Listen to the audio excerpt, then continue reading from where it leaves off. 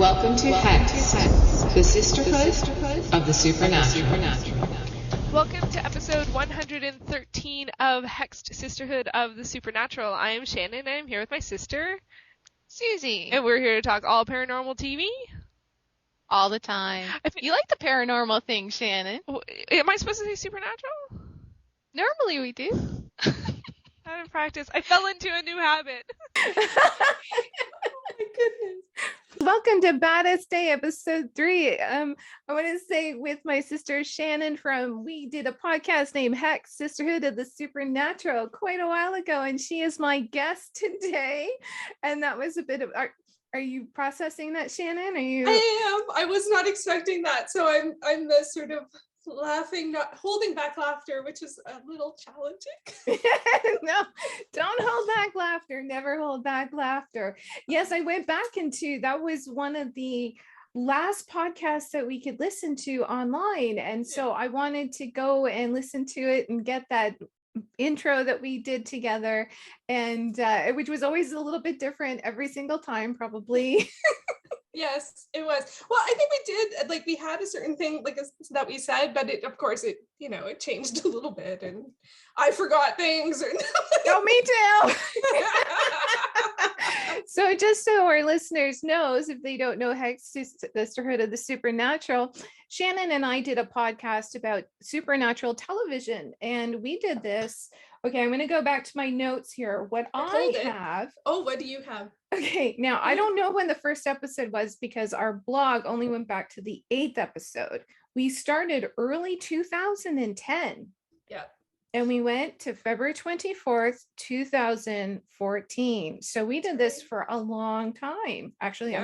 I'm trying to do the math here. I can never tell if it's 4 years or 5 years when you start on because it's 2010 to 14. So it's all of 2010, 2011, right. 2012. I think it's 5 years, 4 years. I need pen and paper, but we did 152 episodes over that time period. And the first episode, you're right. The first episode, I don't know where it is. Literally, I do not know what happened. We were learning podcasting was so new at that time, but our 8th episode, which was the first one we posted March 30th, 2010, because the date today is March 30th, 2022. Yes. So that's right. When we were trying to organize when we were going to do it, we actually came up with this time organically, and then Shannon saw this supernatural connection, which is very, very cool. I feel like it's being sanctioned by the heavens, and yeah, I do. I really, really do.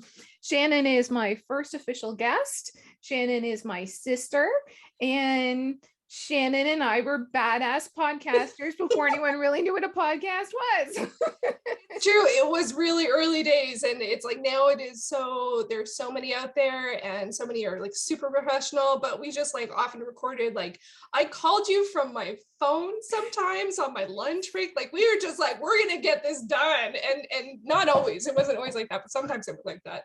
And it was so much fun then, and I'm so looking forward to today. I always love talking to you, Susie. We talk about TV all the time, but it has been a while since we've talked live with each other as opposed to messaging and stuff. Yes. And so I'm curious as to what you're watching, what your thoughts are, just so many things I want to know. Me too. Oh my God. I mean, including, and just, we will be talking about the last episode ever of Supernatural, but we are putting that at the very end because we have always been against spoilers. Yep. And we used to talk about shows very much in depth. And so of course we always would talk about, do warnings for spoilers, and we're going to do that again, but I'm going to go back a little bit here and do some sort of reflection, Shannon, which Shannon wasn't expecting. When you said you had questions, I thought it was going to be about the things that we said we were going to talk about, not other things. So anything you don't want to talk about, not to worry. I wanted to actually start off with the last episode ever. Okay. Because we did not do a last podcast. I don't think we did. When I looked at it, it said, thank you, blah, blah, blah. The last post was a post. Yes. We did have because I had to look back, and our last time we actually recorded a podcast together, because I did a couple solo ones, I think, just for like news and stuff. Right. But we did talk about Supernatural season 9 on February 24th. That's as far back as I can get. So yeah. But our last post was just a thank you for all the fish kind of situation. Exactly. I wanted to let you know that, I don't know if you remember, UK listener, but UK listener actually left a comment. Oh my God. Because like, just so people understand that it was really emotional, especially for me. I can't talk for Shannon, to not do the podcast anymore. Yeah. So also so much was going on at the time that I ended up having to sell my house, move to the West Coast. Like, I did not know that there was this comment. So my apologies, UK listener, who was always such a fanatic fan and always supportive. I love that the person said that they wanted to acknowledge that we were ahead of other podcasters to do when we did Lost Girl and Continuum in particular. Yeah. They found it refreshing to have women talk about supernatural television shows. Yes. They loved hearing about our family, and they loved hearing about our life in Canada, and that they always tried to vote in our polls. Shannon used to put polls up. I wanted to acknowledge, we are, just so you know, that our podcast often started with an astrology update. So if the moon was full, so we had a lot of woo-woo in there, because that was very important to us. We really were the supernatural sisters for the show. Shannon always had the most update television news. From what I can tell, when I went back to episode 8, what we were talking about was Vampire Diaries and Supernatural. I mean, that's really going back to our TV roots there. Yeah, and it was the first season of Vampire Diaries. Oh, the first my God. season and the 5th season of Supernatural. And I'll leave actual specific Supernatural chat to the end, of course, because like a TV series, big S Supernatural, because I don't want to spoil anyone, because especially with streaming, people could just be starting the show now, so I don't want to spoil that. But huge thank you to UK listener. That's such a wonderful comment. I know I'm like years late to say so if I didn't reply at the time, but it really was, if anyone's listening who listened to us back then, it wasn't like we were bored of TV or didn't want to talk TV. It was just a rough time, and it was a rough time after quite a while of a rough time, and it was just too hard. It was too hard to do, which is sometimes a tough way to let go of something, or to leave something at the end, but sometimes that's all you have the capacity to do, you know, and I think that that's fair. And so that's another reason why I'm so excited to talk about it today, because it's been so long, and it's never like we didn't ever want to stop talking about TV. And it's true that we were different from other shows in terms of also that we talked about nonfiction paranormal television, which is something that I've almost never heard other people mention watching, like especially the combination of fiction and nonfiction. Like that's not something that's often put together. People tend to, especially for TV, seem to like one or the other. That's a bit of a judgment. So like, it's awesome if people like both, but I don't remember watching any other or listening to any other podcasts or film TV websites that covered both. I think we were unique in that we were interested in both depictions and stories. So yes, absolutely. And we always tried to keep an open mind about things. So if there was a new show, we would we watched everything.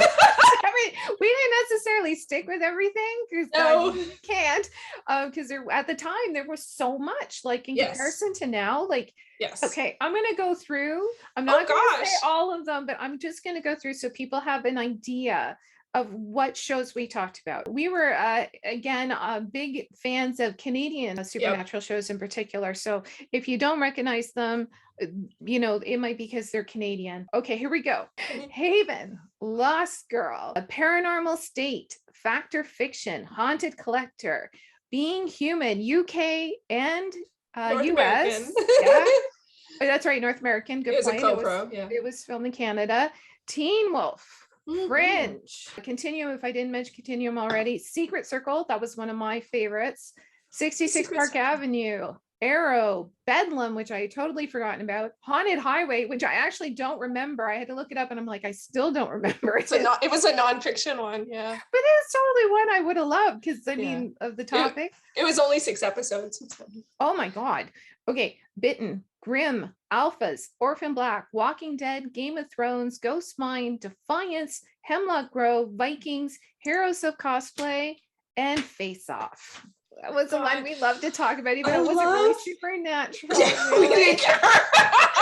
I guess it can often contribute, right, to, because a lot of the shows, paranormal shows, will have awesome makeup and costumes, so it did contribute in that way. I forgot about some of those, like Ghost Mine. That was great. The Edge was on that, if I remember correctly. I think he hosted like a special or something. There was a campfire reunion or something. They used to do, and that's the thing, they used to do like shows like that, like sort of like, I guess, like a clip show type situation, or a reflection show, or, and I just, it's weird because so much TV now is streaming as opposed to, or that we watch is streaming as opposed to week, that can miss out on some of those sort of like extra episodes or behind the scenes or interview type situations.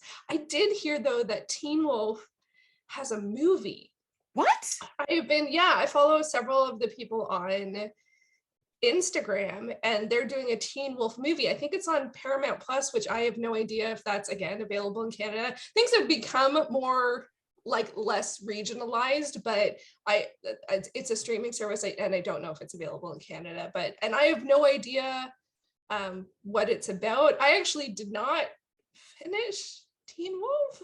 I didn't either. I got to a point where I was like, okay, I feel good here. And I got very close, but I didn't finish it. It was one of those ones that did half seasons at some point. It was a great show. I own it in like all different, like some of it I have on iTunes, which I don't even, like, who knows what my iTunes is. I haven't had iTunes on a computer for like 8 years, so I'm like, I have the files somewhere, but I'm like, I can't watch them. But again, even that is like, how we engage with TV has changed so much over the years. I think when we started, we were both watching like cable, regular cable TV PVR'd in some way, and I'm like, I don't need like, and now it's like it's almost all streaming, or I watch some stuff over antenna, but so different. It is so different. It's true. For context, how Hex came about really was Shannon and I were already talking regularly about supernatural television, and Shannon was like, hey, do you want to do a podcast about this?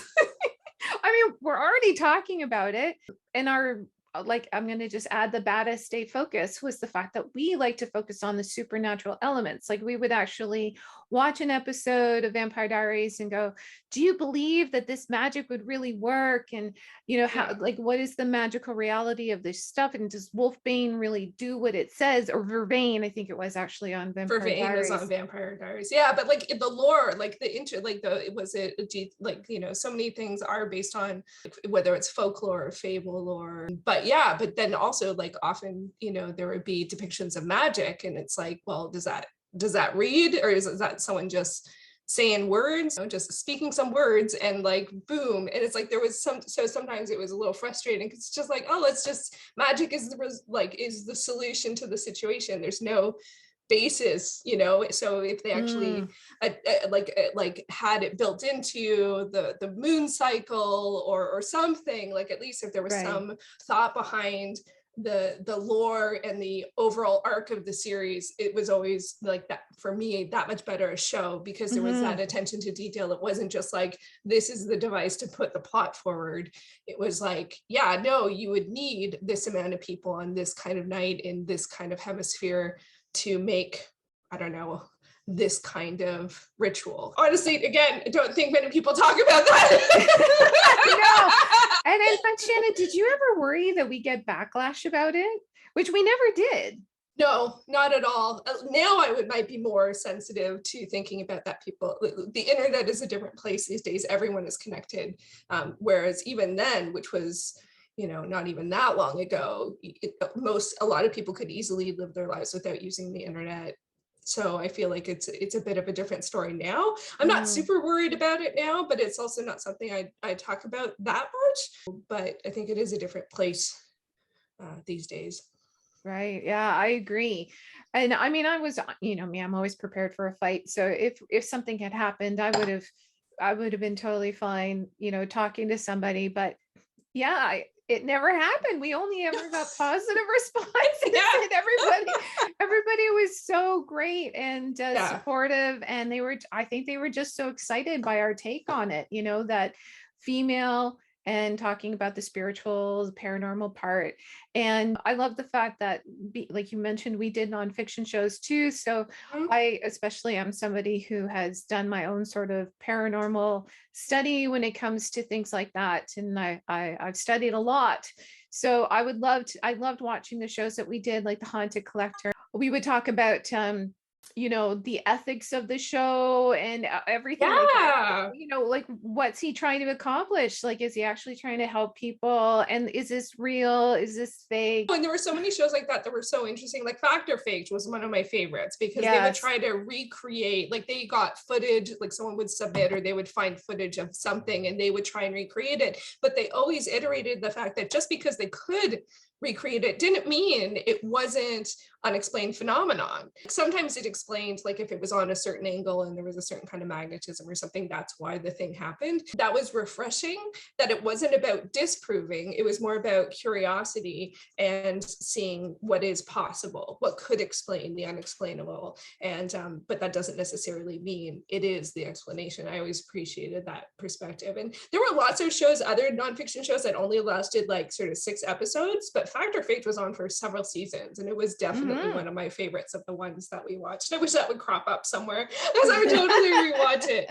Although again, like I think how people respond to the amount of like digital manipulation you can do to an image or a video these days makes that kind of, I don't know how people feel like about seeing something. Like, is it unexplained, or can it always be explained away? Like I actually don't know how many shows like that are even on these days.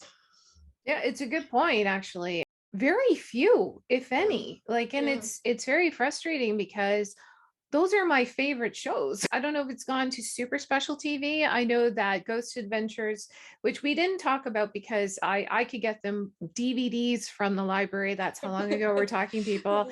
You can actually pay a certain amount and watch it, stream it on Discovery now and things like that. But when it comes to the channels that we personally have, I haven't seen any. No, I think there was something on Netflix that was Hauntings or something. I can't remember what it was called, but I think there was one in the past year or so.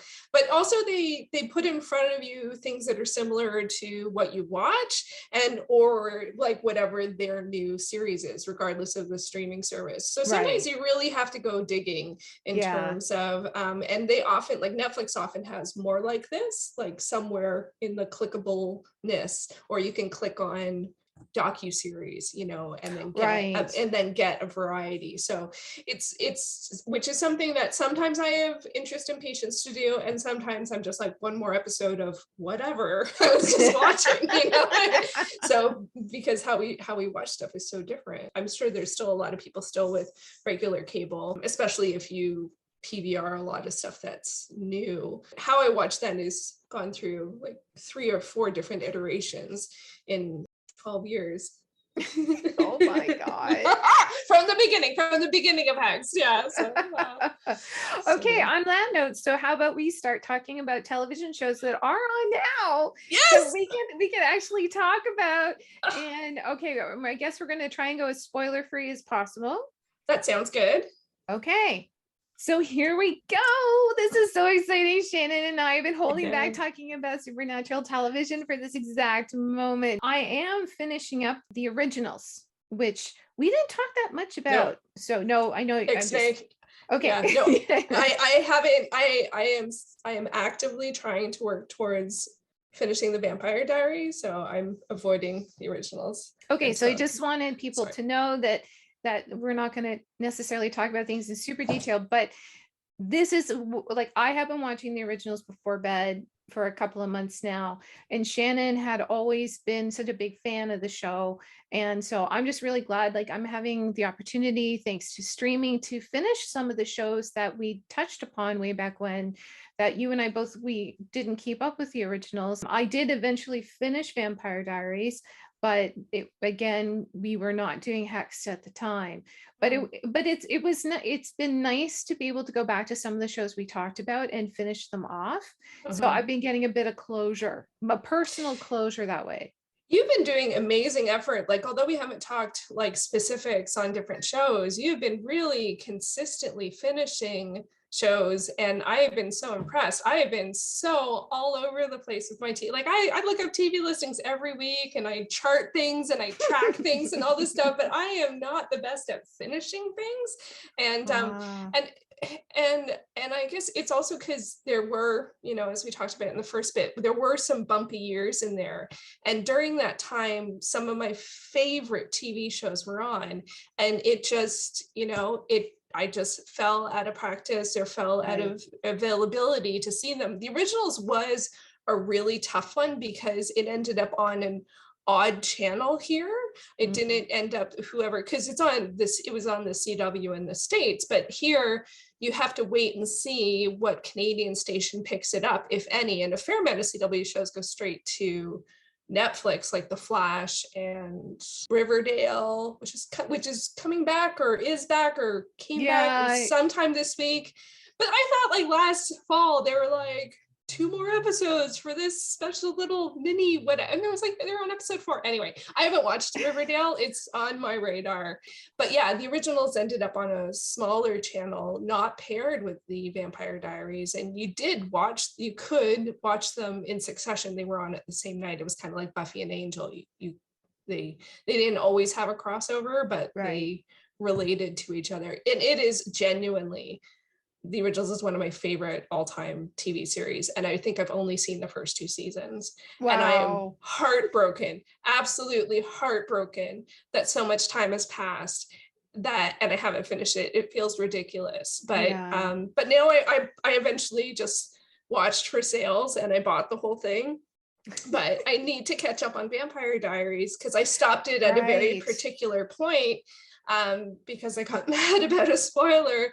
I got mad that there was a spoiler, and I think that's how people relay TV information again has also changed over the years. And I find Instagram is particularly bad for spoilers, often, oddly, from actors. Yes. And I'm just like, really? So anyway, but I'm thrilled that you finished Vampire Diaries, and also that you're watching and enjoying the originals. It's one that I think it only popped up on streaming here in Canada this year, or maybe late last year. Yeah, it was very recent. I mean, back when we were doing the podcast, it's not like it's like if you missed an episode, good luck with it. I mean, you could buy the episode and download it if you wanted to, but I mean, some shows would show on like the channel, like on like whatever Canadian broadcaster, but that one never did. It was never picked up on a Canadian broadcaster that aired it on their station, or on their website, which would now also be apps. This is kind of like early days of apps even being a thing. Like, not everyone had a tablet. Your phones weren't capable of watching a show, and now that is just ubiquitous. Pretty much being able to watch something on your phone is normal. You know? Some people, it might be their primary way of consuming. Maybe YouTube, maybe not TV, but maybe YouTube. So right. Well, I'm thrilled that you're doing the Vampire Diaries journey, and that you will eventually get to see the rest of the originals. I'm not at the end. I am farther than you, and of course we are not going to talk about it. This is the Ridler way. But I just wanted to acknowledge it, because my God, how many times have you watched and laugh about Vampire Diaries? God, there's so, like, because where I am in Vampire Diaries, which is still pretty early, is season 2. I just need to see the finale. I legitimately have access to it. It's just my device is not being happy. Yeah, so I just need the season 2 finale. and it's true. Like we talked about Vampire Diaries mid season 1 and 4, like, you know, all through season like 1, 2, 3, and probably through season 4. So I actually know those seasons a lot better because we talked about them. Yes. And because of and it was so ridiculous. Like we tried to cover everything that happened in that show, but it was just like, and even when I'm watching it, I tried to watch it like being semi-distracted or doing like whatever. It's like, no, like so much happens. You have to watch the screen. So many things are happening at the same time. I love the characters though. My goodness. I am loving being back with those characters at that time. And I you know, some people I kind of remember what happened to them, but some people I don't. So I know I'm going to be heartbroken or mad or excited or thrilled or whatever. So it's kind of, because it's been, you know, 10 years at least. That's right. So yeah, hopefully this year I will finish both of them. It's one of my, but I have like over 200 episodes between the two of them. So it's active effort. I have my CW night, my old school CW night, where that's what I watch. I try and watch 2 episodes of Vampire Diaries, and then eventually I'll do 2 concurrently. So that's the plan. Okay. We'll see if it happens. I don't know. Well, our favorite thing to do, which had nothing to do with the supernatural, was to make fun of all the different parades and parties. Oh, that's right. There was always a social event. Yeah, that's right. Oh, and there was a ball or a dance or a parade, or I think one they only worked in a car wash, but it might have been the car wash and a dance. I don't know. Like, oh, we just found it so interesting, so entertaining. It was so not our reality. So for us, we had a blast. That was one of the highlights of I forgot about that. There was another one, but it would be a spoiler to say, but yeah, you're right, we did make fun of that. And I wanted to mention, and I know this is probably not a fit for you, Shannon, but for people who are interested in the nonfiction, I tried to look some things up. I wanted to recommend to people who like nonfiction unsolved mysteries. The one thing about it is a lot of it is crime oriented. So Shannon, definitely not a good fit for you. Yeah. But there was one episode in particular about the tsunami in Japan that was unbelievably haunting. That if you wanted to learn about ghosts from Japanese culture in particular, fascinating. So I had to just bring that up as a bit of an anomaly for people who are like me that are diehard nonfiction paranormal fans. Then you can just skip the ones that, you know, are about murder. Okay, that's true, and that's a gift of streaming too. Is that yes, just go ahead. I didn't realize there were new episodes of Unsolved Mysteries. I did see it pop up on a service, and I did start watching season 1, episode 1, and like, you know, 15 seconds into it, I'm like, nope. It's like, you know, there's something to catch a killer, and it was like, at the time when that show came out, it was so innovative. There was nothing like it. I remember watching it and just being captivated by it. But now it's true, I don't watch crime related stuff. There is a lot of crossover in paranormal TV. Often it can be the driving force, especially if one of the characters is some kind of investigator. That's, you know, it's kind of like a procedural, but, you know, urban fantasy, which sometimes is like the super awesomest, and sometimes is like, oh, too many people died. Yeah. Can't do that week after week. But that's awesome. That's interesting about the tsunami. I'm curious about that. So thank you for sharing that. And it's true, you don't have to watch the whole thing through. Such a completist. Well, and you're most welcome. And most episodes, actually, there were only a few. It came out about a year ago. So when I say it's new, I mean it's new to Hexed, right? So in the Hexed world.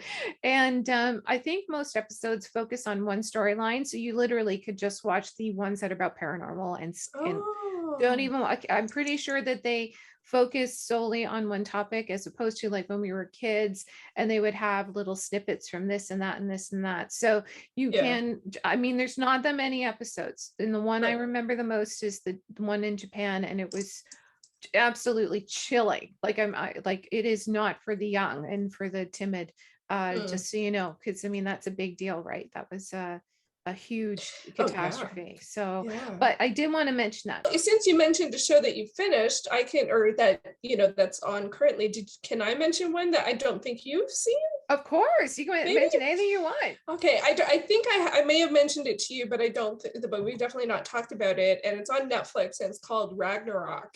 and it is to watch that. Yeah, it's a Norwegian urban fantasy show, and it's got 2 seasons out. It has been renewed for a third one, but I don't know when it's going to be released. It follows a family, a mom and 2 kids, who move back to her hometown, and it's in a world where, you know, as appearances are, nothing is unusual, but then things start to become unusual, and it pulls, given the title Ragnarok, it pulls on Norse mythology.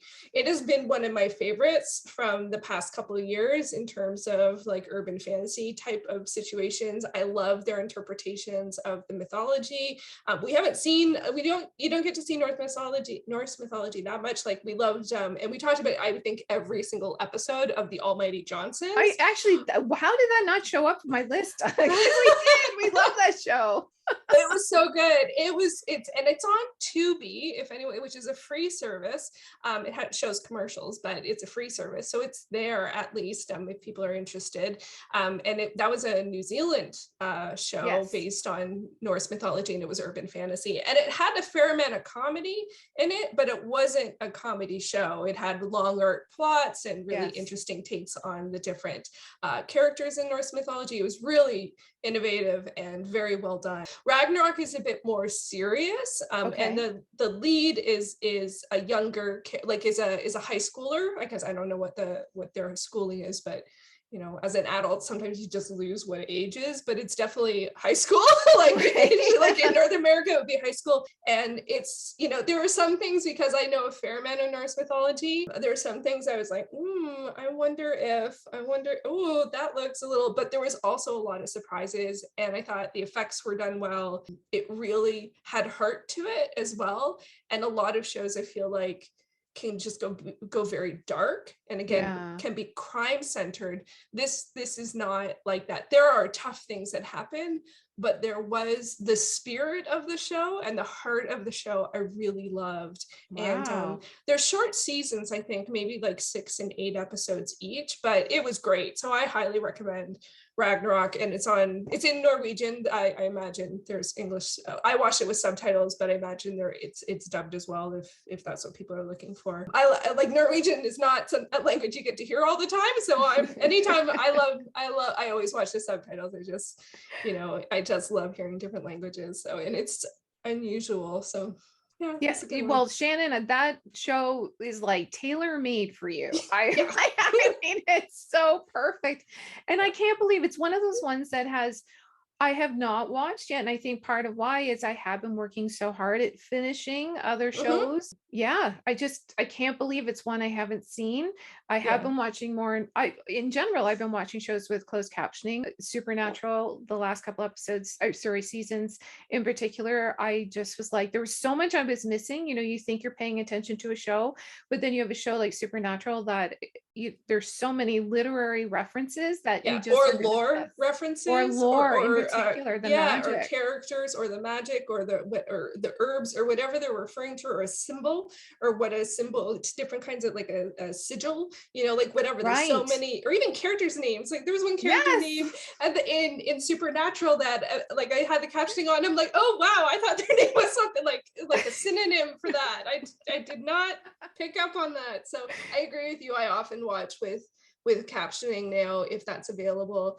Sometimes if a show is really, really like visually stunning, I don't, because I want to see it. But now that I've gotten used to it, it's pretty hard to give up, you know. Absolutely.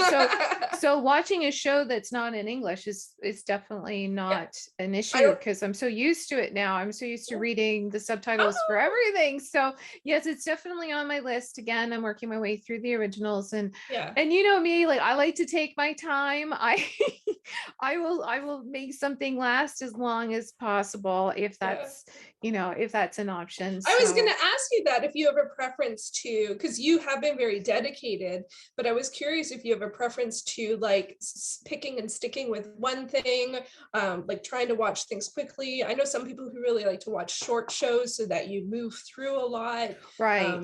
Do you have a preference of like picking one show, or like 2 a season, or like what do you have it? I do binge here and there, but when it's a show like Supernatural, where I finally got to see the last season, I watch one a night. Like, and also that kind of show, I could probably only handle one a night because it's so intense. So, but it depends. There are shows that I definitely will binge, but the darker they are, the less likely that's going to happen, right? The more emotionally charged they are, maybe not. Like, I couldn't help but binge the last season of Shameless. Okay, like that's very, very different in comparison. Comedy? Is it a dark comedy? Is it a drama? I have a hard time figuring it out. I would say it's a dark comedy, but it's very family and sibling oriented. So that's one of the reasons why I love it, but definitely not for everybody, and definitely not Supernatural people. It's not Supernatural. So, it's true though. I forgot that another thing that we did like to talk about was anything that had siblings, because of course we're siblings. It's true. I know that you've been watching Nancy Drew. Sort of. Okay, so again, we will not go into specifics, but I did want to mention Nancy Drew because it has lots of paranormal. Okay, that's good to know. Yeah, like I would say if we were doing Hex today, I would say Nancy Drew is definitely a show we would be talking about. Okay. Well, because what happened with me with Nancy Drew was that it fits the classic one season it was on at a time I could watch it, and one season it was on at a time I couldn't watch it, because I do watch a lot of live TV over the air, like I have an antenna, and so it was when it was on Wednesdays at 9 I could, and when it was on Thursdays at 8 I couldn't. So it just was a time change situation. But I jumped in and watched. So this means I sometimes watch shows at a sequence, like, so I'll jump in season 2, season 3. That's amazing. Because it's like, it's free TV. Like, I bought the antennas and that was the money, and like then it's free. So unless it's a stormy day, in which case sometimes it doesn't go through, so it's not but that's what happened. Is season 1 I wasn't available. I jumped in season 2. I watched the season 2 opener and I was floored. I was like, this show is awesome. Like, I don't know what's going on, like, but it's also sucky because you get the sense of everything that happened in the first season, sorta, and then big like mystery. Definitely felt like it was paranormal. There was something about a cliff, and I was like, what happened? So I was like, okay, this is good. This is spooky. And I need to wait till I can start from the beginning. So I felt like it was too good to just sort of jump. Other shows, especially dramas, like, you've seen so many of them over the years. It's like, oh yeah, that person's interested in that person and previously had a relationship with that person, and someone's mad about the money about this. It's fine. Like, I get used to but with a paranormal show, I'm like, I don't want to all of a sudden find out what the explanation is for the unexplained. Right. You know what I mean? I want to have the build up to that. I want to understand the relationship dynamics from the beginning, because there was definitely felt like some complicated ones. But now it is available on streaming. And so I do want to watch it. So I'm thrilled to hear that it's one that we would talk about. And I imagine it's one that you're enjoying. How far are you and how are you feeling about it? Well, I'm in season 2. I think I'm about halfway. Is season 2 actually being shown right now live? No, season 3 is the most recent to air one. 3. Okay. Yeah. So I'm loving it. I fell in love with it within the first episode, and like there were things about Nancy Drew, the books and stuff I didn't like as a kid, and that they still, don't resonate 100% with me. But when it comes to the show and the topic, and Shannon, you got to watch the show.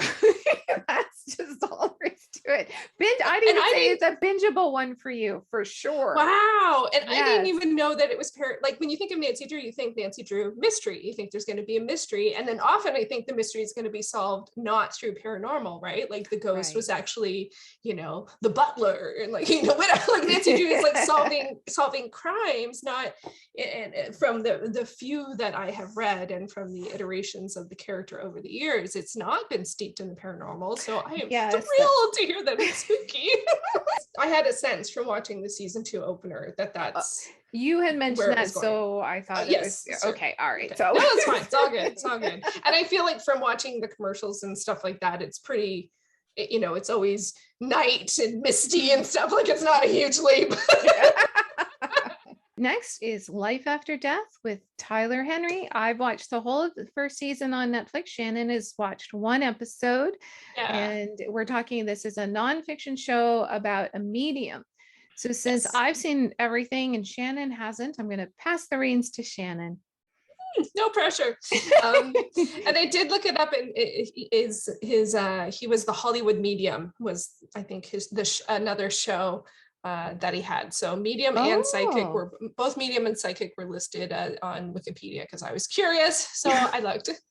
Thank you for doing that research, Shannon. Yes, it's old habits die hard. And I don't want to lose the research habit. It's a good one. So it's been a while since I watched a nonfiction paranormal style show. And I don't watch a lot of docuseries generally, which I guess this is also sort of has a docuseries feel to it. Yes.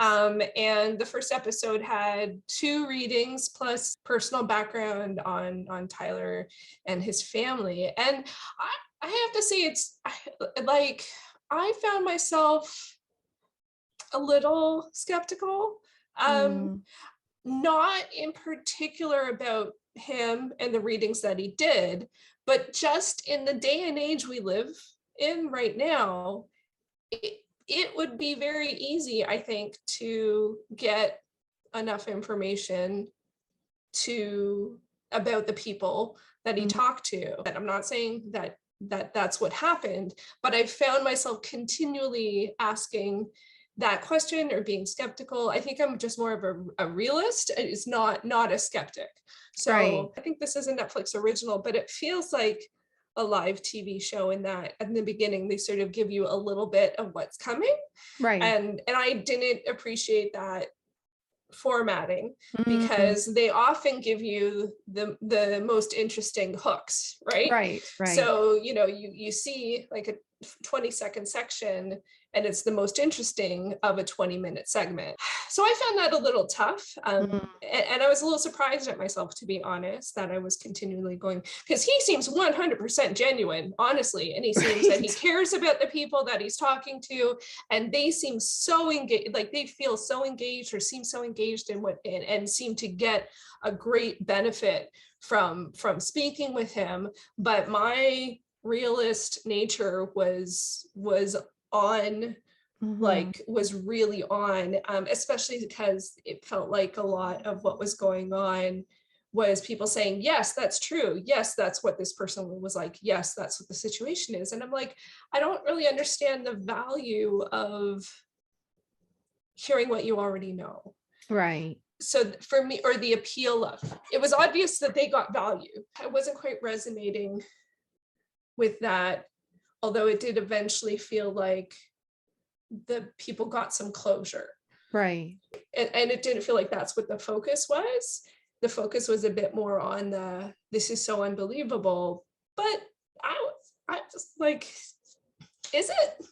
Is it really? Like you just said, yeah, we see this on Facebook. And I'm like, yeah. I mean, if you did, other people could, and it's not that hard. And as I said, I already said, I'm not saying that's what happened. I'm saying that's what could be happening. And so from that element, I found it a bit tough. On the flip side to that, I found the overarching family history piece of his story fascinating. Right. And that was like, and it was like that first episode, they just they just grab your heart. And I was like, what? I was like, that's not fair. So it got me for that. So I might have to go and watch the first 5 minutes and the last 5 minutes. And I like seeing him with his family, and his partner. And I found that story, because also we don't know the end of that story. Right. That story I found compelling. Whereas the readings, my barriers were up a little bit. But I'm curious to hear your thoughts. Do you like on the show, or I don't know if you remember that particular episode? Oh yeah. I remember the first episode very clearly. I didn't know this guy at all. So right. like, Yeah, he's super like in demand and I'm like, who? I know, he's like apparently hugely famous, and I'm like, I have no idea years long who you waiting are. list, you know. Exactly. And I couldn't believe that I found the readings for the first episode kind of boring. Like I found myself like, because I don't know these people, I don't know who they're talking about, and normally I'm completely engaged. It was his personal story that suckered me into watching the whole. I did binge that show, and it was because of him. I have studied cold reading enough to, like, at first I was like, that's a technique that magicians use in order to pretend to be psychics. And you know, some of the questions he was asking, I'm like, oh, that's a little bit like cold reading. But then after a while, after I've watched, you know, more and more episodes and everything, it was less and less of that. And I think the purpose of people seeking someone like him out is just to know that there is still a connection to that person on the other side, that that person on the other side is on the other side. And that's enough. That's usually, they just want confirmation that they're still okay. that they're okay. And that's pretty much all they really want. And that did feel the case with both situations. Like I felt like there was resolve, like that the indication from the other side was that the person was resolved with the situation and okay with where they are. Now, if it's true, that's great, but if it's not, that's not great. You know what I mean? So for me, I do feel like sensitive about that. I always feel like this is such a very strange to draw a fictional reference for something like this. A discussion about the morals of the situation is a theme in the movie Red Lights. And right with Cillian Murphy and Sigourney Weaver. And I feel like hearing that discussion in that movie, even though it's a fictional movie, is very valuable. And so if this is something that you're interested in, that is a really good movie to watch, because I think about the discussions and the arguments from that film all the time, especially in terms of whether or not you are or are not causing harm, because I think that is a valid argument in terms of, because generally you do, like with these two situations, it felt like people wanted closure, they wanted resolve, they wanted to know that that not that there were no hard feelings, the stories weren't like that, but they just like it was a way to spend time cherishing the person again. And I actually did not pick up on the fact that that's what this show is about. Like I didn't know because it's called Life After Death, and I didn't realize it was sort of like a medium talking about someone who has passed to people who have lost someone. And so that's a pretty, I didn't pick up on that. So I was kind of like, oh. Well, sad. He's very charismatic and seems so, genuine. I don't think you could have somebody come across as more genuine. Like that's the thing. He really, really does. Yeah, but I do, as I said, I do feel like it's, in this day and age, it feels virtually impossible to not be aware of the fact that the information could easily be obtained. I think also the more episodes you watch, you are judging his character. And he's a real person, and I feel a little uncomfortable. Even now, I feel a little uncomfortable, like just discussing that, because it's not a character, it's a real person, and that is what you're judging. Do you believe him or not? And that's a big question out of anyone. Yeah. So, now, can I mention, are you going to watch any more, Shannon, or do you think that was it for you? I am not sure, but I am, as I said, I am curious about the long-term story. So, but if you want to share something, I'm happy to hear it. Well, I wanted to warn you and the listeners that the show gets more intense. Like, I think he does try and help solve crimes, and so we go into the crime factor, which can be very disturbing. Right? Like if you're not okay, because this is real life, these are real people. Yeah, so that I will admit, even just seeing video clips of the people who had passed that they were talking about, I found distressing. I wasn't anticipating that, and there was like a voiceover, and they're talking, and they're showing a video with I was like, whoa, too much, right? Because now we're hearing someone talk about memories. someone talk about what they're seeing from the other side. And it was too much for me. I was like, I just wasn't prepared. Right. And it was even hard for me. And you know how much crime I watch, right? Like I Yeah. watch a ton of stuff like that. So I would be careful if you Okay. continue. The one thing that I got the most, other than his family's story and mystery, which was so bloody intriguing, I just couldn't. I was like, I can't get enough of this. And the storytelling, how they did it, like you said, it's like, oh no. Like I criticized the editing for the other stuff, but that editing, oh man, yes. Did I want to watch more? Yes, I wanted to watch more.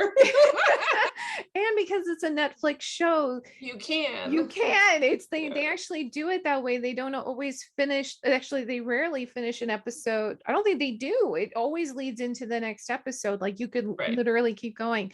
But the number one thing that I appreciated the most, and I hope it's okay to mention it, is that he talks about the physical toll being a medium is on him. Yeah, he did mention that. Yeah. And he talks about it a lot, and he suffers greatly. And he has made peace with that. And like to the point where I'm like, I've never heard anyone talk about this. And of course, my last episode of Badasste, I talked about how doing amulets and enchanted jewelry took away from me and hurt me physically, right? And I had to come up with a way to do jewelry in a way that wasn't harmful. Well, here I am watching this show right after doing that podcast, and I'm like, oh my God, this is a guy who's talking literally about how this takes the life out of him and how he suffers and sometimes has to spend days in bed recovering and things like that. So yes, it could be a total actor, showman sort of thing, but I mean, he didn't fake the medical things that happened to him, right? Yeah. So but that also gave when me it a little comes more to credence.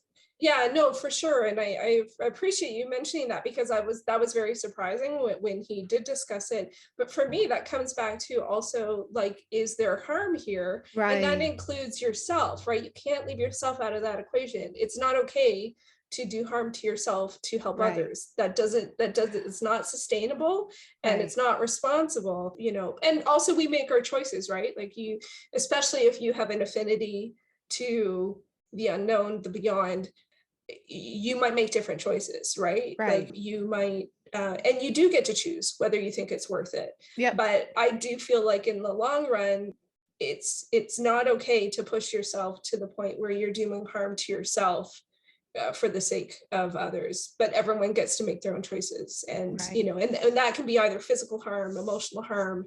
There's another one, mental harm. Like it's a big decision. And once you know that you're responsible for making that decision. If you don't realize it, that's one thing. But once you do, it's not, you matter, right? You matter, Susie, I matter, our listeners matter, Tyler matters, you know what I mean? Everyone matters. And it's important to, I think, like, I'm not a mental health professional or anything like that, but I think it's important to, if you notice harm, to stop, whether that's to yourself or to someone else. And I think that that's important. So wow, these shows are heavier. All right. I mean, this is certainly not fact or fake. No. Which was very entertaining. Yeah. No, and I appreciate you watching it. I couldn't believe it when the show just showed up on Netflix one day. I'm like, how did they know? Like, that's a Susie And it's this show. year. It's a 2022 release. It's and I don't know if it's been renewed. I didn't check that. But thank you for letting me know that it can get dark, because it's a streaming show, it's actually pretty easy, like to like, I can watch the beginning and then watch when he's talking to his family, and then like if I want to skip the stories or just watch the intro, maybe now I will appreciate editing and having the intro tell you what the stories are about. And if they're a bit too dark, then I can just watch the parts where it's the family history, because it's probably pretty easy to tell visually when that's the case. I don't know. Yeah, I agree. And because of the nature of the show, if you're empathic at all, and he's talking to someone whose family member died a horrible death. I mean, like, it was hard for me to watch, right? So yeah, I'd highly recommend it if you just skip the parts with him and his family. Like, if the readings didn't resonate with you, that's why you still want to know. I don't know. I will try, but if I get frustrated, I might just have to ask you what happens. Absolutely. I'd be happy to tell you. No problem at all. Not every day we ask spoilers from each other, but sometimes it matters. And I also feel like, I hate to say this, but I also feel like as I get older, I have less, like, I'm a completist. I like to watch it all. I like to see it all. I like to read it all. But at some point it gets like, actually, I just want to know.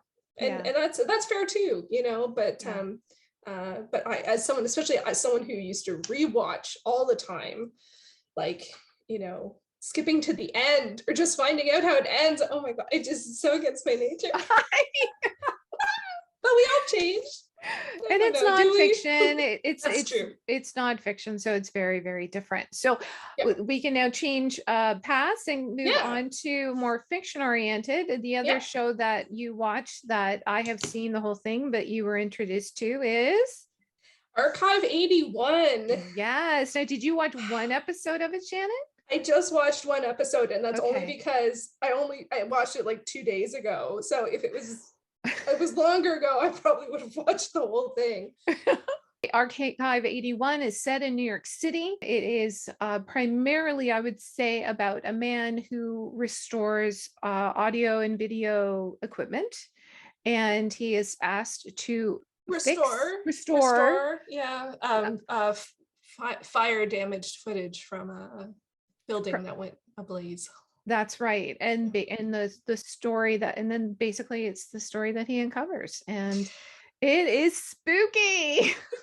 I started this like 3 nights ago at like midnight. Oh, like 10 seconds, and I'm like, nope. So I had to watch it the next day at like 7. Like, and for me, that's a change over the years. I used to watch scary stuff all the time, but oh my god, way too scary. Like, way too, and you barely saw anything at that point. Like, just like, no. It's great. Yes. Oh my god, it has been a long time since I've watched the first episode of something, and it's been so completely immersed in the world, in the characters, curious about things, not seeing red flags or seeing the purposeful red flags, but not being like, that doesn't make sense, and that's kind of whatever, and what's that angle? It is a good show. Like, I would say it's probably like, well, it does feel like a mystery thriller. Like, he's been commissioned. Of course, it ends up being in a secluded place in the woods where, no one's around because the stuff is so fragile. I'm like, dude, red flag. They're just throwing money at you. And then all of a sudden they like know more about him than he said. He has no social media presence, and they know about his situation. Like, no, don't do it. Don't go up the stairs. Right? So there's they picked a great actor. I don't know who this guy is, but he is fantastic. I loved him. He's so likable. He just so congenial, and you're so on his side. And it's true. You're like, what are you doing going in the woods, buddy? What are you doing? And it's not even like, usually they throw in, like with this situation, they throw in like he needs the money for some reason. There's no indication of that. Like, he has a good job at a gallery or a museum or something. But he restores a piece of the footage. There might have been something a little suspicious on it. I watched the first episode twice actually, and there is a pivotal moment where he feels this is happening for a reason, and it has to do with a photograph that he sees in the archive. I don't want to say too much more about it. Like, he feels there's a supernatural calling to be able to do this, that there is a reason, which this is our focus on Hexed. So so he sees something and he's like, okay, I have to follow this. And so he feels compelled. So it's not just for the money. It's not just because he's so good at what he does. And he is like, I love watching him work, like cleaning off the tapes and everything. They do such a good job at something that I know nothing about and make it interesting. But that's only part of the story, right? Because so much of it is suspense. It is mystery. It is all the things that we loved when we did Hexed. Yeah. And do you think you'll stick with it, Shannon? Oh yeah, are you kidding? I can't wait. I can't, and it's also a shorter show. Like I think it's like 8 episodes or something like that. It's 10 or under, and I just, I just can't watch it late at night. I'll just be totally creeped out. So I have to I have to watch it at like 7 or something, before it gets too dark. But it's dark enough that the light isn't on the TV. I am so curious. I'm curious about the mystery. I think he's a great character. Okay. They do, like, he has a friend character that he connects with, so it's not total like solo situation, but of course as the case with many horror thriller type things, the cell reception's bad, so or like the landline's bad or whatever, so they may be listening, so it's not so it creates some tension that way, but he's not completely on his own. He also did befriend a mouse or a rat, I'm not sure. Yes. A rat, right. Yeah, so he befriended so he's not completely alone. Yeah, and also that shows compassion, with him as a character, which you would read anyway, just from how he interacts with people in his everyday life. Like, he seems like a compassionate person. I'm curious. It's also like, if it was a book, it'd be like a dual timeline book, because we have like the current situation. Actually, it feels like 3 stories, because there's like his like current situation of restoring the archives, and then there's 2 sort of like, it feels like entwined historical mystery elements to it with the fire. Yeah, I want to know more. And I think it's also well done, especially since technically speaking, it's sort of verite style, like found footage, but you use there is found footage, but it's within the framework of like a regular, drama thriller type situation. So because found footage has like there's a couple of excellent found footage films, but after you've watched a lot of them, it's like there are certain questions that come up, like how did they find this, or who restored this, or when did it stop? And it's like, if you don't have good answers to that, they just the films just fall flat. So, yes, this is true. So to have I wouldn't say framing device, but to have it nested within a current day story makes it make sense. So, but I feel for him, because I do feel like the people that hired him don't care about him. They just want the stuff restored. I don't know why they want it restored, but I feel like they put him in some kind of danger. Although technically, no, there was someone in the woods in a red coat. I saw them in the first episode that was behind him. And I was like, no, look, red flags. It was a red coat, small person. Literally red flag. Yeah, so it was a small person. So either a kid or a smaller person, like a slight person. And yeah, so someone's out there. Sorry, so he could be in danger, could be an ally, still to be determined. Sorry, I got really excited there. That's okay. That is a sign of a really good show. And I have to say, Archive 81 is one of the best new shows I've seen in ages. And I did binge that one a bit. I think I did watch 2 a day. So for me, Tyler, I watched in like maybe 2 days, maybe 1, to be absolutely honest. Yeah, I had a bad day. And that's the kind of thing I watch sometimes when I'm having a bad day, the darker the better. And so Tyler was the perfect balance of dark and light for me. But yeah, Archive 81, I binged a bit. So that was more like 2 episodes a day, but that's probably all I could handle, because it's very tense. It's very tense, but it's also a mystery. So, and they really said it, like the ending of the first episode, I was like, oh, come on. I want to know more. Do you want to know more? Yes, I want to know more. They hooked me. So yeah, and that's also, Archive 81 is also a 2022 release. So you picked 2 super new shows, Susie. So way to go. So we have come to the spoiler part of the episode. We are going to be talking about the last episode, probably maybe a bit the last season of Supernatural. And that's not Hexed Sisterhood of the Supernatural. That is the television show with Dean and Sam Winchester. This is where my supernatural television journey began, was watching it and trying over the years to pull Shannon into the vortex of this world. It took a while. Like with Buffy, it took a while. But the funny thing is Shannon ended up getting, like, you got to see all of it before I got to see all of it because of well, for me, many different reasons. So moves, and then the last season they held they held off of Prime for quite a while, but it is now, at least in Canada, available on Prime. And I watched it. I think I watched it on Christmas Eve, or it was like during the holidays. Oh my gosh. Well, they are family in a way. I feel like Sam and Dean and Cass, they're all extended family, you know. Absolutely. I love our boys and our supernatural guys. And it was interesting. I was watching the last episode, and when I finished it, I was crying so hard. Oh God. I was crying so hard. They started texting Shannon. I was like, Shannon, I have to commemorate this moment because it was such a big deal. We had talked about the show so much.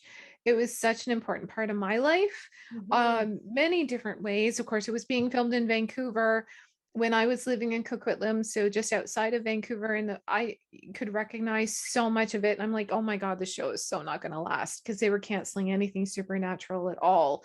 Anything paranormal was getting cut by the wayside at that time. But wow, fans like us kept that show alive, right, Shannon?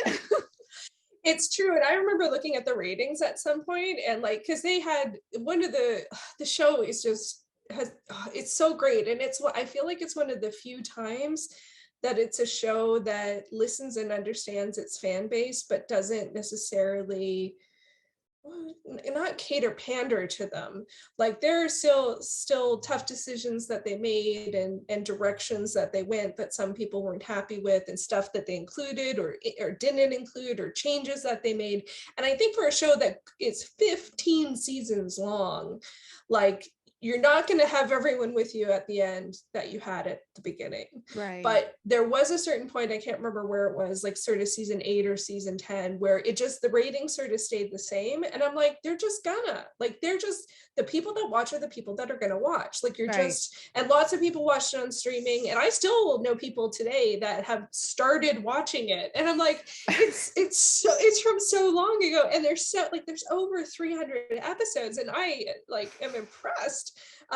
But I remember watching the premiere, and I stuck with the show to the episode Skin, which I think is the 6th episode, which I misunderstood what happened. I don't know if I ever told you that story. I misunderstood. No. Yeah, so so this is all going to be spoiler filled, and probably just a big love fest. So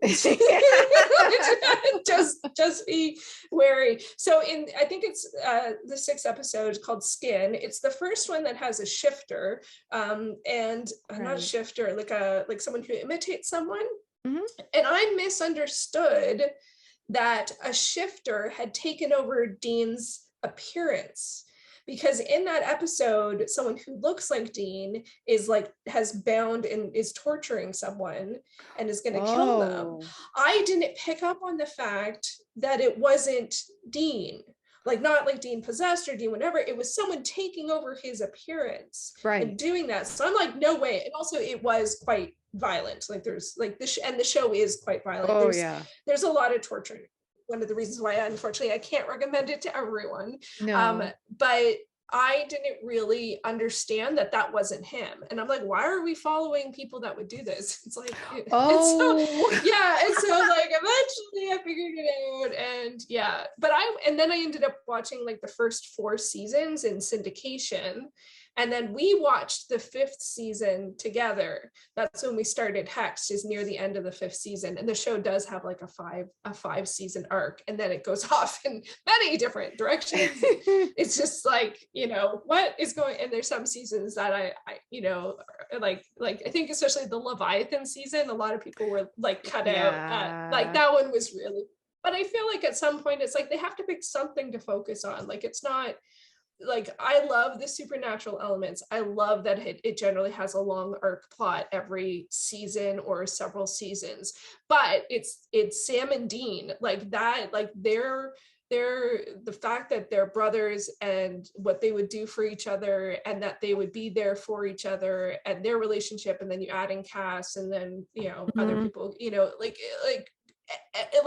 it's that intensity, and also over time how their relationship changes, right? It's not always perfect. It often isn't, and sometimes it gets really painful. Yeah. But it progresses, like it shifts, and it, just as people do, and people fall into patterns, and especially with relationships, but it does also grow. And I think in the later seasons, some of the stuff I loved the most was when they had discussions about how their memories of their childhood were different from each other. Right, I felt like at some point you couldn't go back, and it was like, oh, it's another flashback. Oh, we're seeing, but then all of a sudden it's like, oh wow, that's how Sam felt about that. Right. Oh, Dean spent a time in a foster care, like for a month or whatever, and it's like they both had completely different responses to what that was like. Right. And then of course there was a ghost or something too. There was always something. Yeah, but like, so I was a late adopter. Susie is the early adopter. I am the late adopter,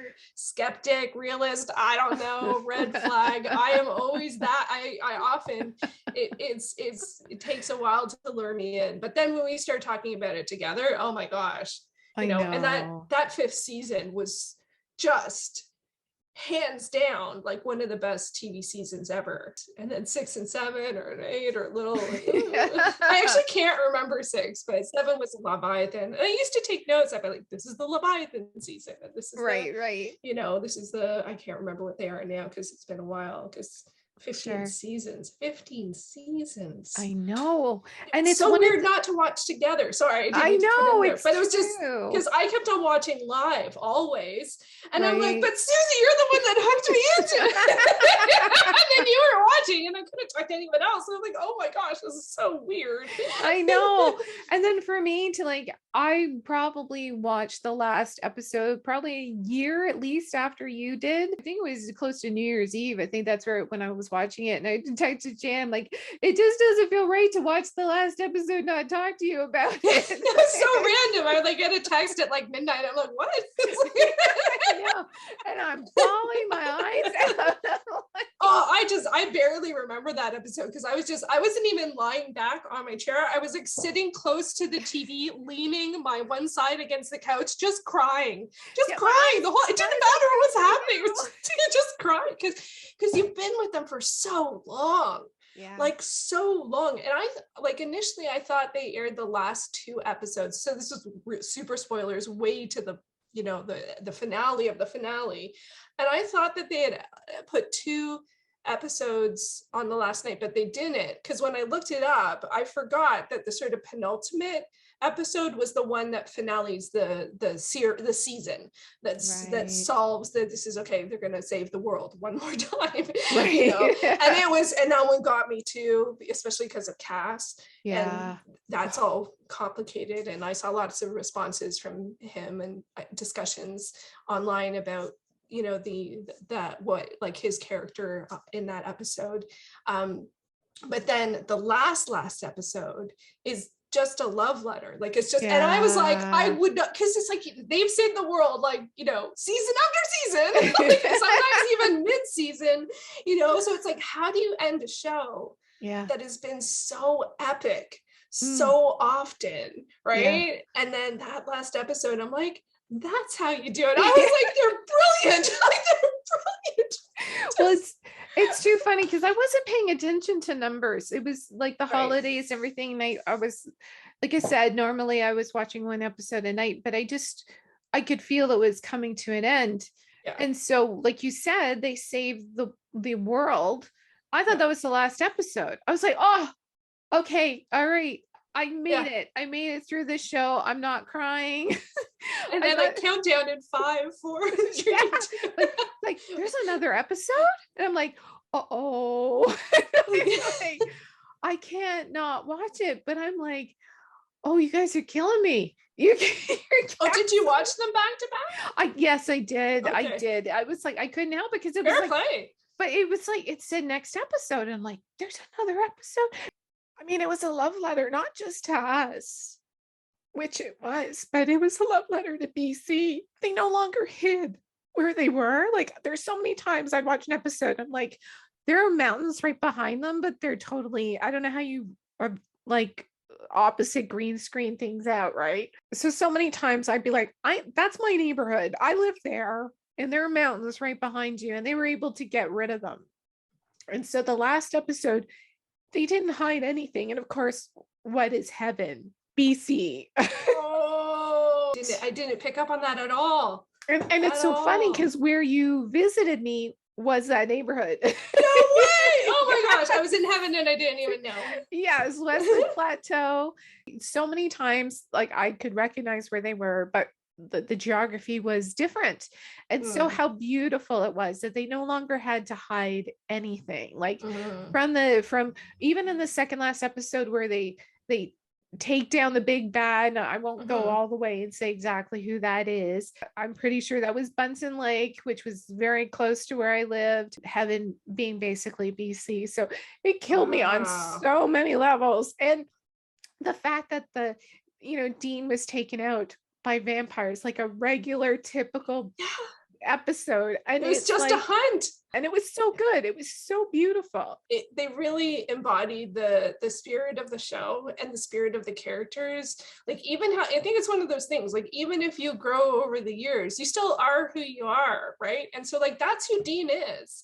You know what I mean? Dean's like, he's always going to go in guns a-blazing. Hopefully with the, probably they're going to try and trick the whatever. There's an extra plan. But like generally speaking, he is an action-oriented person. Yeah. He's not going to take the safe route, like so it made sense for his character for that to be what happened. And then for Sam, he's a bit more, like I don't know what the right word would to be, but like he can find happiness, but he can find happiness not in action. Like he can find happiness in the everyday. And that's something that he often seemed to miss in the fact that he was just thrown into this life. And Dean was like, yeah, I want this. And Sam was like, yeah, I know how to do it. But like, you could just like go to dinner or whatever. Like we could just, you know what I mean? We could just watch a movie. Like, like he didn't crave it for Dean. It was he was air energy, action energy. Sam is a bit more, I have no idea what sign their characters are or would be, but so that's a good question actually. I'm like, how do we not know the answer to that question? It must have never come up because I think we would have remembered. But and the fact that it was different for each of them, like for each of their lives were different, but then they did, in the end, at the end, they were together as a family. Yeah. And just, you're kidding me? Because that scene on the bridge, like, it's just like, no. That's when I totally lost it. Like, I was like, oh my God. Oh my gosh. And it was talk about supernatural for me when I was watching it. I had bought the season on Google Play and I was up to date, but my antenna was not. I wanted to watch it live, but it was very, very sketchy that year. Like I missed so many shows.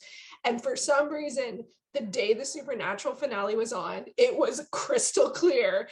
And I was able to watch it. And the next day it was out. And I'm like, yes. I was like, thank you. Supernatural miracle. Thank you. It totally was. And like, I usually, the shows I really love, I buy just, if I watch them live, great. But if I can't, I don't want to miss an episode. They don't always put them up right away. It doesn't matter. But it was a miracle. It was just like, it would have come in, it came in, it stopped coming in. I'm like, I don't know how that happened, but because to be able to watch it live was amazing. Because also their last season got interrupted in terms of filming because of COVID. Right. And so like the last 5 episodes were filmed like after. So seeing even seeing that season, it aired, like we got X amount of episodes and then nothing. And then the last sort of 5 episodes, and you can kind of tell because there's like one episode where everyone's standing like 6 feet apart like, in the bunker, but they just happen to be really far apart. And I'm like, yeah, that one, I'm sure they were all tested and it was all safe and all that good stuff. But it was just kind of like, I could feel the difference, but I also knew it was happening. But it was also so painful because it's like, you've been watching the show for 15 years, or for me, I started 5 years in, so 10 years. Yeah. And then there's 5 more episodes, and then just COVID. It's like like, and then they didn't air them for whenever. But it's true. Your experience watching it is very. No, it's different than mine. Just that, like, you had that break, whereas for me, it was already all online. So here I am, like, coming towards year 2 of the pandemic, watching it, very different than to see the pacing, to see the changes that they had to make. Yeah, that's true. And I to hadn't know, even thought like, of to that. know that, like, because so many shows got stalled, you know, it was just, we had lots of very strange release dates, or even number of episodes in TV at that time. And it was one that I was just like, you know, I don't think that they edited it down or edited anything out. I think it's just they just had a couple more to go, and I'm just like, seriously. Yeah. Like, just, Oh my God, to that go would've that been so far, and just to painful. be like, so it's Oh. one time that I do follow both Jensen Ackles and Jared Padalecki. That's what his name. Padalecki, yeah. Padalecki. What's his first name? Jared. Is it? Yeah, it is. I saw a G in my head. I'm like, that can't be it. I follow Jensen, Jared. I follow them both on Instagram, and Misha. Misha's great on Instagram. He does so much outreach. Oh my gosh, he is such a wonderful human being. He's lovely. So, but Jared and Jensen do often post stuff, like promotional stuff, or like when they're in Entertainment Weekly, or when it's coming up to the finale. But I could, and normally I resist, but I'm like, I can't. I want to, like, I just don't look at my phone on like the day of the episode. So that's one of the challenges with watching live. So I was just like, no, nothing, no social media until I've seen until I've seen the show.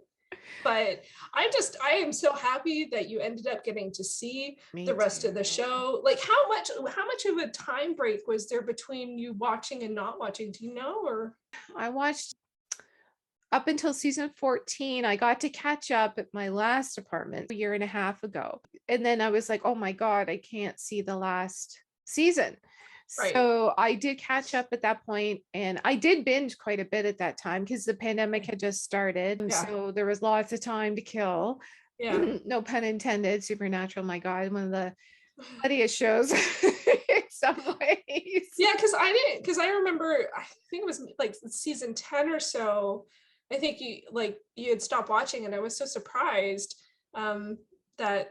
Yeah, like and you know, with TV shows, as we've mentioned many times, just is sometimes it's just availability, like, just becomes, especially for live shows, doesn't become possible. And they have jumped around, like it's been on Prime and then on Netflix and then on Prime in terms of previous seasons. Honestly, I didn't think you were going to come back the last time, like between somewhere in season 10. I was like, I think Susie's done. And I was like, so sad. I love talking about it to you, and hearing what your thoughts, you know, especially with such a long show. I know. And I guess the homesickness, right? Because I started watching the show in Westwood Plateau. We end up talking about the show, Nova Scotia. Stop doing Hex, move back to BC, life falls apart, move back to, you know, and then because the show, like I said, it's so triggery for me about BC. It was hard to watch during the pandemic. You know, I kind of got over that, and for the most part till the last 2 episodes, and then I'm like, because they really weren't hiding it anymore, and I'm like, oh my God. And then that love letter at the end to all of us, I'm like, oh my God. It's like, thank you, and I hate you, and thank you. It's like the good hurts and the good tears. It's just like, and you know, and that's, you know, in some ways I feel, not always, like, because it doesn't happen very often, but like, I feel like, you know, it's such a gift to the people like us who have watched it for so long. Yeah. You know, to be able to do that, you know, and to be able to give, you know, both saving the world and their different happy ever after endings. Like, I just, you know, especially because they're what they wanted was different. So it felt like you could never get to the point where they were both happy. Someone was sacrificing something for the other, because they literally wanted different lives.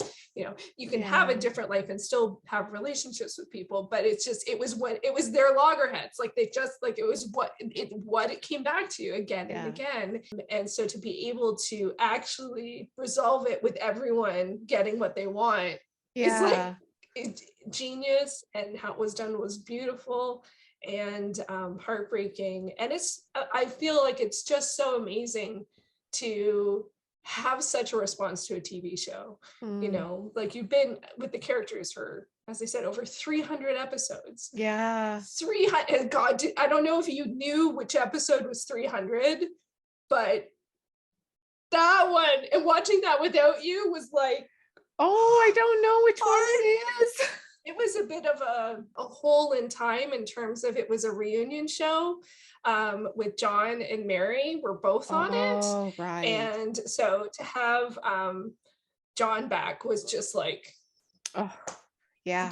Like, because he's just one of those characters. And when you think about the whole scheme of things, like he's so central to the entire show. Absolutely. He's actually not in it that long. No, or often. Yeah, like even in the first season, he is barely in it. Yeah. Barely in it. So but Jeffrey he's Dean such Morgan a has presence. Yeah, it's just like he's always like, you'd feel he's always there watching. They're always Yeah. taking him into account Yeah. for everything that they do. John is always watching. So Yeah. So but that was, it was just sort of like they have a dinner together, the four of them. It's just like, I was just like, cry. It's just, you know, and it's the first time like we as the audience got to see John and Mary on screen together as their actors of that age. Because so many of the characters have actors who have portrayed them at different stages. yeah. But like the contemporary John and Mary, which was actually kind of weird to see those. There's like a whole sort of mythology based on their relationship. But I thought they did, like that episode just killed me. Like it's just right. You know, so good. But and usually I don't like ones where there is a very easy resolve to be able to give an episode that sort of everybody wants kind of situation. I am not usually a fan of that. But I didn't care. I guess Supernatural is the veto. Like it's like, yeah, I'll do it for the show, but any other show that does it, no, it's silly. They shouldn't do it. Like, totally. I'm a sucker. Well, there we go. That was the last episode of Supernatural on Hexed Sisterhood of the Supernatural reunion. Oh my God, we both were just, it slayed us. But you know, when you watch a show and love it that much for 15 years, you should fall in love with it. Absolutely. You're not, as I said, you're not going to stick with the show that you don't love, like you love in this way. I wouldn't. And I don't think there's there's one other show. And I don't love it this way, so I guess I'm a sucker. Like, I'm serious. What you talking about? Dark Shadows. Oh yeah, that's right, Shannon and Dark Shadows. Supernatural is I was just all in. You know, Yeah, it took me me a while too. to get there, but I was all in, and I was invested, and I wanted to know, and I wanted to be with those characters. They're just amazing characters. Absolutely. So, and they will live on. We love them. Yes. And they live Yes. on in that show. We can watch it hopefully anytime on Prime if we want to, although I don't think I could do it again. I think that I said goodbye, and that's okay. Yeah, I might, but it wouldn't be for years. There's particular episodes I love, and like there's the holiday episode with the pagan gods in the 3rd season. Sometimes I watch that on Christmas. Oh wow. Yeah, Cool, sometimes Shannon. I do that. Or in the holiday season. It's pretty dark. But Dark. But it's Supernatural. Every episode's dark. I don't think Yeah. there's light episodes. So it's their holiday episode. oh my God, we love you, Winchester boys, so much. It's been quite the journey. So thank you so much. We finally got to talk about it. It's been quite a ride, Shannon. And anytime there's a new Supernatural television show, I will let you know. And I know you'll let me know too. I will do the same. Absolutely. Absolutely. I wanted to thank you, Shannon, for all the work that you did with Hex. You did Aw. so much. Like I always felt like I just showed up. Shannon did so much of the work, and I did step up to the plate when I started doing representing Hex at HowCon. Yes, you did. I got to meet a lot of the actors from the shows that we talked about, which especially from Haven. It was very, very cool to be able to represent Hex that way. You worked so hard on Hex, Shannon. Shannon she was the heart of Hex. Man, it was so hard to let it go. And this was so much fun. I really appreciate being able to sort of have a contemporary day of television talking with you about Supernatural stuff. Is there any other show that you would like to talk about, like recommend, anything else that you can think of? There was one, if you're looking for something a little more on the comedy side of things, I would say Wellington Paranormal, Right. which is a spin-off of the film, I think, or TV series of What We Do in the Shadows. following the police department from that world.